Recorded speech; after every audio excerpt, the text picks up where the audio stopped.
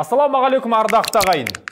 Бүгінгі эфирде өткен жылы қаңтар көтерілісі кезінде Назарбаевтардың, оның отбасы мүшелерінің қалай қашқаны туралы айтатын боламыз.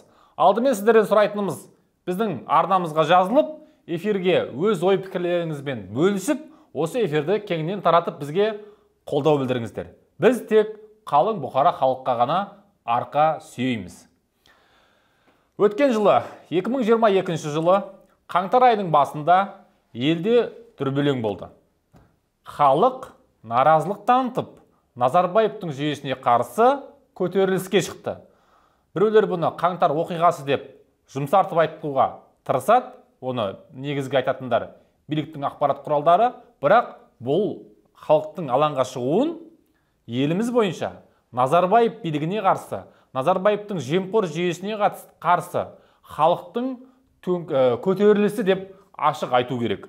Сол кезде мынау Назарбаевтарға қатысты, Назарбаевтардың әулетіне қатысты адамдардың барлығы, туған туыстарына дейін барлығы мынау Біріккен Араб Әмірліктеріне барып қашып тығылды. Сол кезде енді өздеріңіз білесіздер, мынау Назарбаевтың отбасы мүшелері негізі шетелде тұрады.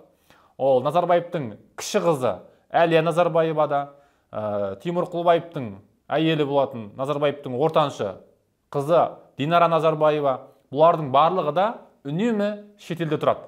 Қазақстанға арасында келіп кетеді.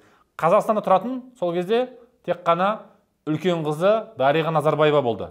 Оған себеп ол мәжілістің депутаты.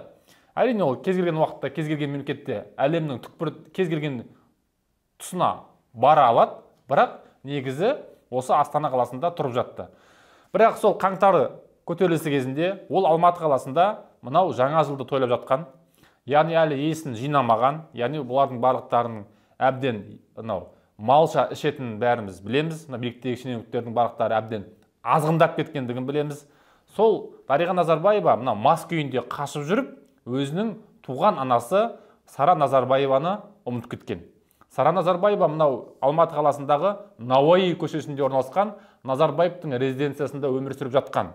Кейіннен бірақ Сара Назарбаева естеріне түсіп, оны Қазақстан Республикасы президентінің күзет қызметі 4 брондалған көлікті жіберіп, арнайы жасақпен Сара Назарбаеваны алып шыққан. Сөйтіп оны әуежайға алып барған кезде халық, наразы халық мынау әуежайды ол кезде басып алған болған. Басып алғанда халық ол тек наразылықпен барды, ешкімге күш көрсеткен жоқ, бірақ сол жердің күзеті, әскери қызметкерлері, полиция қызметкерлері, әуежайдың күзет қызметкерлері барлығы әуежайды қараусыз, иесіз тастап кеткен. Оны осы уақытқа дейін біз айтып жүрміз. Сол кезде мынау әуежайға кіре алмаған Сара Назарбаеваның оққағарлары мынау әуежайдың оңтүстік қақпа деп аталатын бекетінен сол жерде қоршауды бұзып кіріп, дайын тұрған жеке ұшаққа Сара Назарбаеваны жеткізген. Сөйтіп ол одан ары ұшып кеткен. Міне, бұлар әбден дандайсып, ішіп, жеп, халықтың мұңымен санаспай, осылай тіпті мас күйінде, есі кіреслі шығасылы күйінде өздерінің аналарын да ұмытып кетеді. Ал дәл сол кезде Назарбаевтың інісі Болат Назарбаев мынау Қырғызстан арқылы, яғни жеңіл көлікпен Қырғызстанға барып, Қордай арқылы, одан әрі Дубайға ұшып кеткенін Қырғызстанның арнаулы қызмет өкілдері сол кезде ашық жариялады. 6-шы қаңтарда ұшып кеткен. Яғни Назарбаевтар сол кезде тым тырақай қашқан, барлығын тастап қашқан. Ал бұл авторитарлы билікке ғана тән жағдай. Халық шыққан кезде осылайша қорқып, халықты өздері сол кезде сол уақытқа дейін тобыр ретінде басқарады, халықтың пікірімен санаспайды. Сөйтіп жүріп, халық алаңға шыққан кезде елін тастап, жерін тастап, басын сауғалап, осылай қашып құтылады. Қазіргі уақытта мынау Біріккен Араб Әмірліктерінде, Дубайда сол Қазақстаннан қашып барғандардың өзінің топтасқан үлкен бір елді мекен бар. Сол жерде қазір мынау Назарбаевтың бүкіл отбасы сол жерде тығылып жатыр. Мынау кіші қызы Әлия да күйеуімен, үлкен қызы Дариға Назарбаева, Қайрат Шәріпбаев екеуі сол жерде тығылып жатыр. Мынау Нұртай Әбіқаев деген Назарбаевтың қатты өте жақын серігі, Ол да отбасымен, бала шағасымен сол Дубайда тығылып жатыр. Барлығы қазіргі уақытта Біріккен Араб Әмірліктерінде. Ал Тоқаев билігі соларды алдырудың орнына Назарбаевтардың сол қаңтар кезінде жасаған ойраны үшін жауап бергізудің орнына, олардың дүниесін тартып алып, өздерін түрмеге қамаудың орнына қазір сол Назарбаевтарға қарсы күрескен, ұзақ жыл бойы Назарбаевтарды әшкерелеген ұлттың ұлы Жанболат Мамайды қамап, оны түрмеде ұстамақ, өзінің басты қарсыласы ретінде. Бірақ біздің айтарымыз, Тоқаев билігі Жанболатты қамап өзінің арман мақсатына жете алмайды.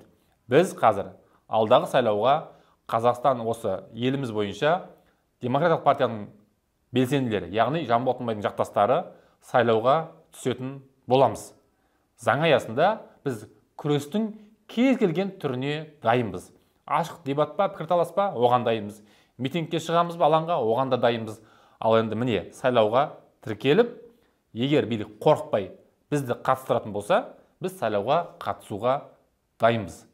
Назарларыңызда болған абзал достар, келесіде жүздескенше.